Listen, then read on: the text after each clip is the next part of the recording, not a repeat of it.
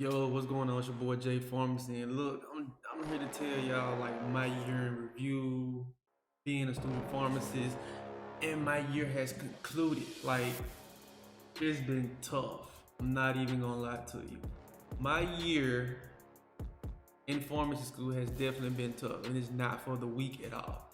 I implore anybody who's thinking about going to pharmacy school or dental school or medical school to become an MD, you have to give up your life. I'm literally telling you, this is no exaggeration. Like, your life belongs to them. They own you. You're a bitch. You they bitch. I'm so serious. And at the bare minimum, you have to study at least 6 hours a day. At least. And that's not even including you going to school and watching your lectures like a normal student would. Some students just rewatch lectures online. They don't even go to class, which is okay. I be doing it sometimes. But man, pharmacy school is tough. Like this shit is built different.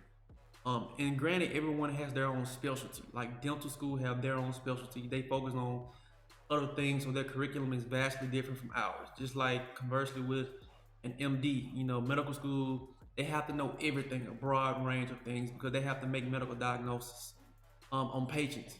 Pharmacists really don't have to make medical diagnosis on patients. However, we do assist in those diagnoses, but for the most part, we don't have the authority to actually confirm a diagnosis and tell people what they have. Our license doesn't allow us to do that. Um, but pharmacy school, we learn about so much. We learn about pharmacokinetics. We learn about pharmacodynamics, how drugs enters the body, how does it get absorbed, distributed, metabolized in the body, and excreted in the body. So we have to know all these things. We have to know like different parameters, different calculations, different dosing regimens for patients. So a lot of patients are definitely built different. Of course, everyone is different around the world. So we have to tailor specific dosing to patients. So we have to calculate a lot of things using empirical formulas, using all other types of formulas that I didn't even know existed. So we take a patient's body weight, multiply that by XYZ to get XYZ, divide this by XYZ. It's just a lot of shit, bro. I'm telling you, like, especially math calculations, it would definitely, like, people think calculus is something and statistics is something. Like, wait till you take pharmacy calculations. Like, you're talking about allegations, you're talking about percent strength, you're talking about there's a lot of different things to find answers to a lot of different things. And it takes up all of your time. Like, this shit is built different. To give you some perspective on my program, the program that I'm in, our program utilizes a block system, and most pharmacy schools out there are traditional 4-year undergrad system style type classes where they have like I want to say take like 4 or 5 different classes a day, like an hour long, like undergrad. Take about 4 or 5 classes a day, and then you examine on that. But ours is like a block system, and it's 2 weeks per one block. So each block we have 2 weeks of just one focused subject area. So let's just give you an example. 2 weeks of neuropharmacology, or 2 weeks of GI pharmacology, or pharmacokinetics, or pharmacy calculations, or pharmacy law. We have 2 weeks and test on it every other Friday. So each day we get at the bare minimum 50 slides until like 100 something slides. It just depending on the subject, depending on the lecture material. So I can do a standard deviation of about, I want to say, I don't know, we can just go in the middle. So 50 at the bare minimum, 100 at the bare maximum. So we can just do 75, a general number, plus or minus 20. 75 slides a day of pure material a slide. So much, so much, so much, so many concepts, so many drugs, so many things to know, things to remember. And then by the end of the day, you're like, what the fuck did he just say? Or what the fuck did we just learn? So each day we learn something new. Like I said, about 75 slides plus or minus 20. And we have to do that, multiply that by at least 8 days, because we have Monday through Friday of our off week. So that's 5 days right there. And then the week that we have to test is Monday through Thursday. So that's about 9 days times 75 slides. That's how many slides we have to go through, literally. I'm trying to get my lectures in uh, on my laptop. I mean, you might not can see it. It might look flipped on the video, but on one side I got my lecture notes, and then on the other side I got, my lecture recordings and shit. And it's like 4 hour lectures, man. 4 hour lectures. It's no excuse, bro. It's just no excuse. Gotta make this shit happen, man. You just gotta make this shit happen. Like, so we have to test on those slides, and then we have 60 questions, either between 50 questions or 60 questions or 80 questions. It just depends. So if you break that down, it's about 8 to 10 questions per day, out of about 75 slides. You don't know what they gonna ask you or nothing like that. Yes, they might focus on certain subjects, when they're teaching their lectures, but they can just ask you anything off the slides and just expect you to, study, remember, take heed, practice, and do it. So our particular school hold us to a standard of 90%. We have a 90% rule where you have to take an exam. Anything you have to take or examine on, it has to, we have to pass it by 90%. And out of 60 questions, you can only get 6 wrong. So you can only get 54 right, but 6 wrong. So I know people looking at, 90%, that ain't nothing. I used to get straight A's in undergrad, bro. Grad school is built different. These exams are built different. The lectures are built different. It is so easy to miss 20 questions. I'm telling you, if you don't know the concept, it is so easy to miss 6 questions. Like, you're gonna be like, bro. Even if you miss by 1, you can make an 89.999% and you failed in the eyes of my school. You have failed. You are deemed essentially retarded, or you don't know. So therefore you have to remediate. You have to retake this exam until you reach a 90%. Like, it don't matter if you fail by 1 or you fail by 50. A fail is a fail. So we don't utilize a grading system. It's either you pass or you fail, literally. So it's literally sudden death. So you have to be on top of your material. And that is a daunting, like, it's very daunting to students. It's very daunting to me initially, because like the exams are so fucking hard, bro. It's like, especially on certain topics, when we talk about hormones, it's so many different hormones in the body that causes this, that causes that. So many different drugs that target this, that target that activate this, that activate that go down this pathway, that have like multiple characteristics within the drug. Like, it's just so much that you really have to dig deep. Like I said, at the bare minimum, 6 hours a day studying. I study, me personally, about 6 hours a day. But on days before the exam, at the bare minimum, I probably would study 12 hours a day. Sun up to sundown. I'm not even joking. 12 hours a day, only for like 60 questions. But I have to reach that 90%. It is so important. So essentially, we have an exam every other Friday. So every other Friday, within that 2-week block, you have an exam. If you fail that exam, they give you one more chance to take it that Monday. So you have that weekend to study, which I think is generous because you take it literally right after.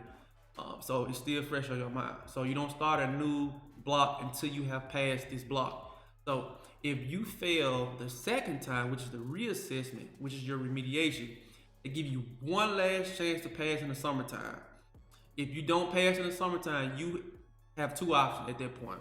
You can either withdraw from the program, or you can sit back an entire year, all because you didn't pass one exam. Yes, you have to pass every single test, exam, in order to matriculate into the next year. Like, it sucks, but that's why you have to be on your shit, because if you fail both exams during the academic year, during the curriculum, you get one more chance to take it in the summertime. And that puts more pressure on you, more stress on you, because if you fail, you got 2 options. You can either stop, or you're gonna be held back an entire year, which means you're gonna be sweating like, bruh. So, like, I'm telling you, a lot of my classmates are Korean.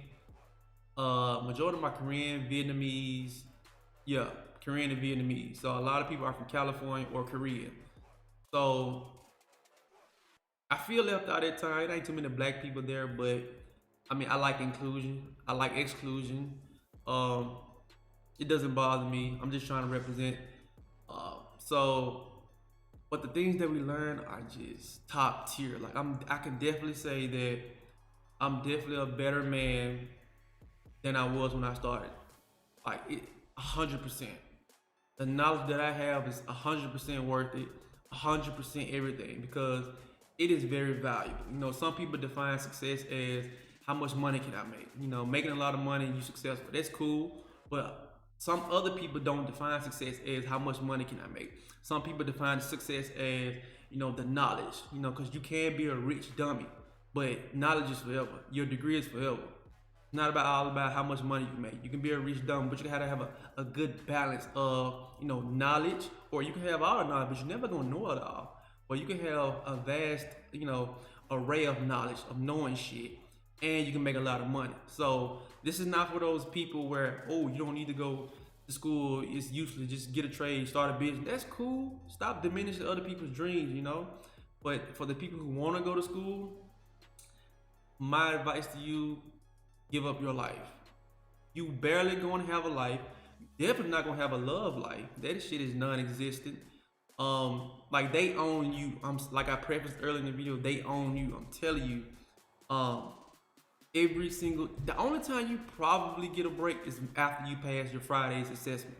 You get that weekend off, but you have to come back that Tuesday or that Monday and start some more and start brand new materials all over again. So it's like you barely get breaks. We don't get spring breaks. We don't get Thanksgiving breaks. Only break we get is a Christmas break. But that's really it. But my classes in particular started with 100 and I want to say 30 people, 130 people. And we're down to like 100 and I want to say between 105 and 110 people. That is a massive drop off. People might be thinking, oh, you still in the 100, ain't nothing but like 20, 25 people. Bro, that is a massive drop off. People coming in thinking, I'm about to change my life around until they get into the program and realize this not for me. Because it's tough, bro. But everyone has their own specialty. Dentists go to dental school for different reasons. They have their own curriculum. Medical doctors go to medical school for their own curriculum. And pharmacy, like everyone lean on pharmacists. Like I'm telling you, like we don't get enough recognition as doctors. We are literally doctors. It's in our name, doctors of pharmacy. Just like dentists, they don't get enough recognition as doctors.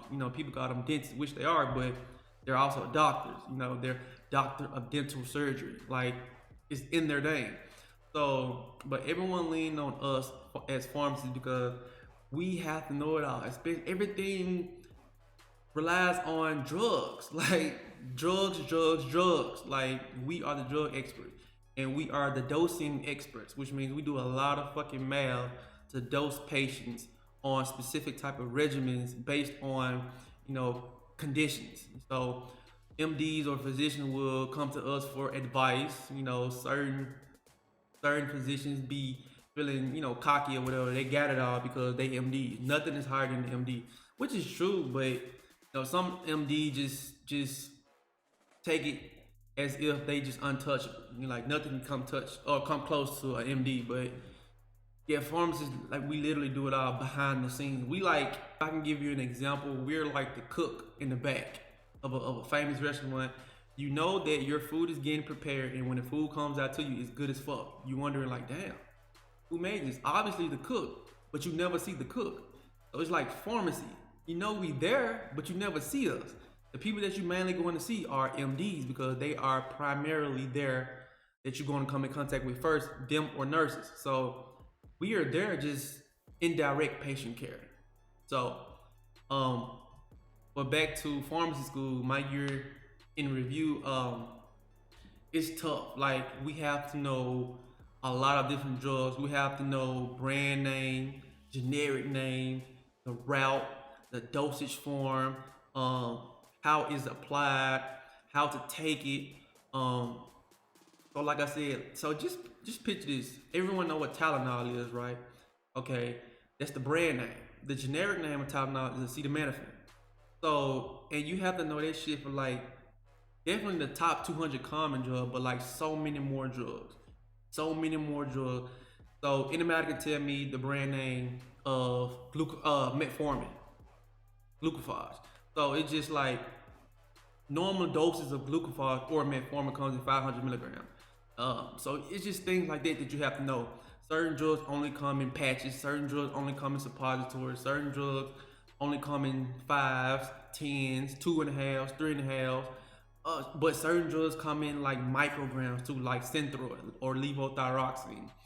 Just a whole bunch of different strengths that you have to know that's common. And then you just have to know like the contraindication, because certain drugs counteract certain drugs, or certain drugs make certain drugs worse once you give them together. It makes it worse. So like things you have to know, so you won't harm the patient. It's just a lot, bro.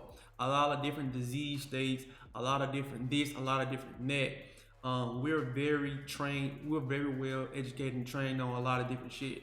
For example, like women, birth control, hormone, birth defects, like children too. Don't forget the children. Like things don't always have to be for adults. You know, we still have to make these same dosing regimen for kids, knowing kids' disease and how much it affects them versus adults, because kids' bodies are very small. They hold less volume of everything, volume of blood, volume of plasma, everything. So it's tough, man. Like it's literally tough. It's so easy to fail. It's so easy to fail, but you have to remember why you're there. You have to show them people why you deserve this degree. You have to make a difference. You have to prove people wrong. But if anybody wanted me to make a video of like, you know, different things, different drugs, pharmacist perspective, from pharmacy perspective, you can just let me know. I can make videos about drugs and how they operate, what they do to the body, whether it be good or bad. In some of those medical shows like Grey's Anatomy, Chicago Fire, they use a lot of drugs that people just don't know about. You know, they be like, oh, give me 10 milligrams of morphine, or push epi or something like this, or give me lorazepam or Ativan. And people watching the show don't know shit about it. You know, they just look at the TV like the doctors performing the action. But I can literally break down drug after drug what's being done. So yeah, this is my pharmacy school in review, my first year, second year. It's tough. So like again, my advice is give up your life, give up your love life, give up everything that you know. Like tell your mom bye. Like it requires your undivided full attention. Do not work. I'm telling you, because if you try to work full time, you're gonna fail out quick. I can work full time. I'm just built different. I can do it. I can manage. But I do not recommend nobody else doing it at all. But yeah, if you guys want to keep in contact with me, my socials are down in the link below. Having a question, my socials are down in the link below. You can come in. I'm always looking. I'm always studying. I'm always improving. Holla at your boy.